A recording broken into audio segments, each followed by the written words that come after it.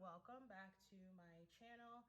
These are going to be super quick January wrap-up readings, even though we're in the first day of February, so I'm like, I gotta get these out today. So water signs last, but of course not least. I love y'all. I am a water sign, so we're gonna start with Pisces. These are just quick little 3-card spreads. We're using the Psychic Tarot by John Holland. I think I forgot to mention that in the fire sign readings I just filmed. So we'll start with Pisces, Cancer, and finish up with Scorpio. Again, as always, if the reading resonates, don't forget to like, share, comment, subscribe at any point. Pisces, let's see what your takeaways from January were/are. So you have patience and planning. Okay, heartache and loss is coming up at the heart of your reading here. And then the Tower card. Very interesting. Pisces, I feel like there's something, I just feel this, and it's interesting because like I do weekly card pulls that I post to Instagram and Twitter. And the energy that I'm feeling, like when I did I think I did them on Friday or Saturday, I can't remember, but for Pisces, I was picking up that it's like your external environment doesn't really seem to match your internal environment. And I felt like there were changes coming to your external environment that would match those. But I feel this energy of like almost trying to rush things, right? And we know that when we try to rush, when we try to control things, it's because we don't trust, right? We don't trust that it's actually going to happen.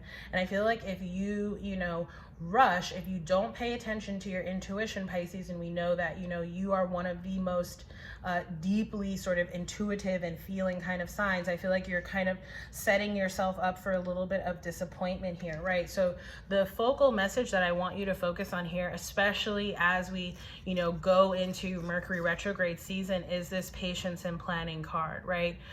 Really sort of, embodying that high priestess energy that we know that you have, right? Again, doing the sort of grounding activities and practices that really connect you with your intuition, and then trusting that, right, as well, and then making plans patiently. That seems to be the focal word, patiently, in order to move forward. Okay, I do feel like for this Mercury retrograde season here that there may be some sort of past people, past feelings, past thoughts, emotions that may sort of be, I almost heard the word harmful. I was going to say hurtful, but harmful could be the word as well. So again, just sort of really paying attention to what is your intuition trying to highlight and call out for you here, because I feel like it's trying to help you to avoid any type of heartache or loss that may be on the horizon.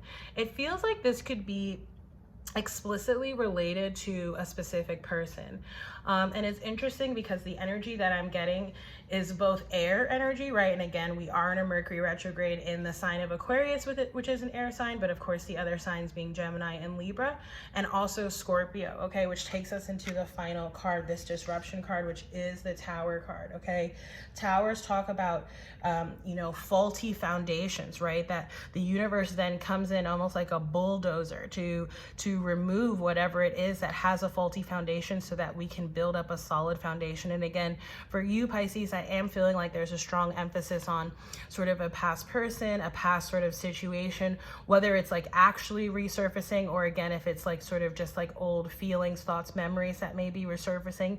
Just sort of pay attention to that. And again, keep your focus very much so on, being in the now and where it is that you're going, as opposed to where it is that you've been.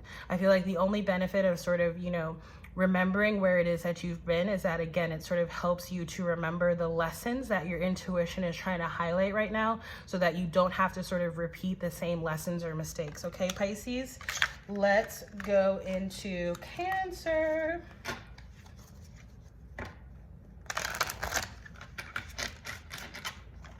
Gosh, I just got really hot all of a sudden.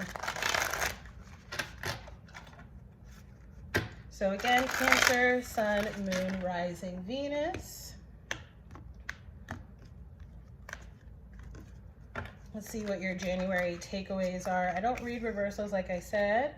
You have victory and success, new beginnings, and love begins. Wow, Cancers, I feel like you guys, so again, Sun, Moon, Rising, or Venus, but for y'all, I feel like there is this new element in your life. Feels like it could very well be a new person, a new job, a new direction, a new passion project, something along those lines. It feels like it's already happened, or you're sort of, you know, in the state of making this change or having this thing sort of be realized here. I'm feeling a lot of Aries energy. So you may want to sort of go back and you may want to go check out the Aries reading rather, if you know, have that, if you have a prominent Aries placement, or if you're dealing with an Aries or someone who has a prominent Aries placement here. But I'm just getting a little bit of that Fool energy.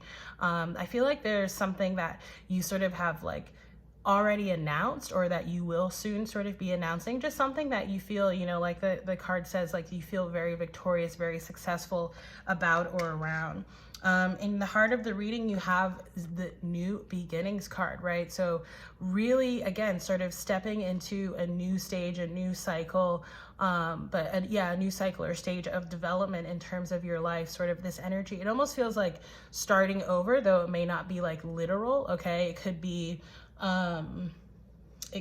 like, you know, maybe this is related to like a new job or a promotion, or again, sort of a new person that it is that you may be connecting with here. I am getting a little bit of earth energy as well, okay? And then the final card that we have coming out for you here, Cancers, is the number 1, Love Begins. So this is really talking about, you know, that connection to your heart space.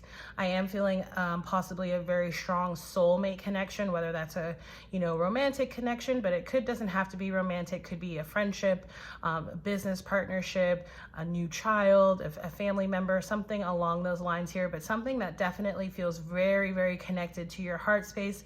It seems to be really opening up your heart space as well, right? Allowing you to sort of more fully, you know, explore the essence and the power of love, which is really sort of core and essential and central to everything that we do, right? All of our relationships, our work, whether we sort of realize it or not, love is really at the center here. And it feels like, again, you're sort of in this, starting this sort of new stage or new cycle of life where that sort of lesson, that sort of ideology seems to be taking a little bit of like center stage here. So I really like this energy for you.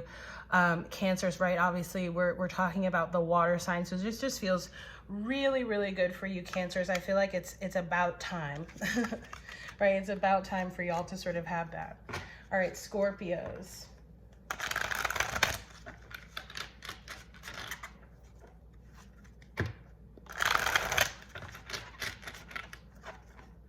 So again, you can view these readings for your sun, moon, rising, and Venus sign. And again, if the reading resonates, don't forget to like, share, comment, subscribe.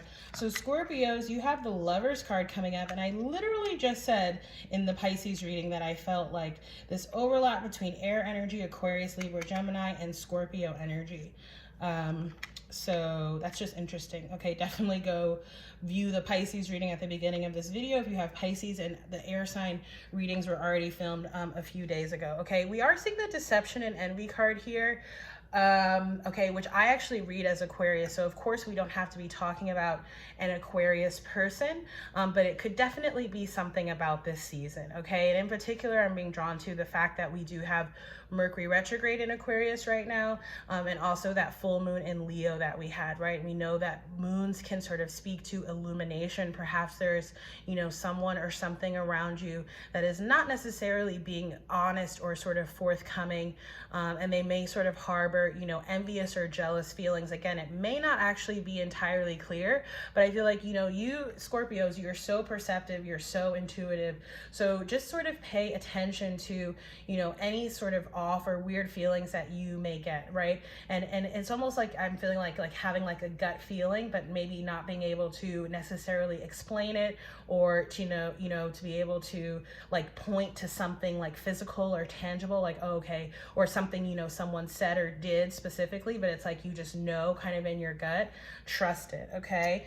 So again, you have the number 6 Harmony card. Again, this is the Lovers card of this deck coming out here. So we could be talking about a Gemini for sure. This could, you know, oftentimes the Lovers is just talking about a deep deep spiritual connection, right? Again, sort of on the level of soulmate. It's interesting because similarly to Cancer here, I'm feeling a lot of emphasis actually for all the water signs, quite frankly, right? Which is kind of like your chakra center. If we think about like the cups, you know, representing the hearts, the heart space and the emotions in the tarot, I'm seeing a lot of heart-centered energy here in these water sign readings, and that goes for you as well, Scorpio. For a lot of you too, right? And again, this is sort of very on point with Mercury retrograde. I'm feeling a little bit of like, you know, reminiscent kind of energy. Dare I even say, maybe for some of you, this might be talking about past life sort of things or connections coming up, or, you know, obviously a much more sort of cliche Mercury retrograde thing could be like specifically talking about someone that you were connected with in the past as well. Okay, in your present energy, you have the rest and rejuvenate card. This is basically like the Four of Swords, right? So what does that tells us? It tells us that, you know, there's a real need and a call to get some time for yourself, right? Get that R&R that is really needed and required, especially for you to sort of really, you know, clear your mind and ground your energy. And obviously, if you're able to actually go outside and connect with nature, that feels like it's going to be super helpful for you as well here, Scorpios, okay? The final card that's coming out, and it's interesting because I feel like you're like one of two signs that had a chakra card actually come out in the reading, though I have been feeling a lot of energy around several different chakras depending on, you know, which element or which sign we may be discussing specifically. Obviously, I mentioned the heart chakra for water signs overall, and for you, Scorpio, here, your sacral chakra, right, which is our passion center, and can also actually speak to our creativity as well, is highlighted here. Okay, so you may want to do you know, meditative or visualization or even breath work around sort of the sacral chakra, okay? Because specifically, I feel like there's energy coming up around, like, again, whether it's past life, whether it's past in this life, but specifically romantic relationships here, okay? And again, it's partly because of that harmony, that Lovers card that's coming out here. So I feel like that was sort of the overall, you know, lessons learned for you in January, Scorpio. So water signs, again, thank you so much, all of you, for your patience. If the readings resonate, again, don't forget to like, share, comment, subscribe. You can also donate to support this work. Donation of any amount is super appreciated, or you can also book a personal reading with me through my website. Again, thank you for watching, and I look forward to seeing y'all in the next reading. Take care. Bye.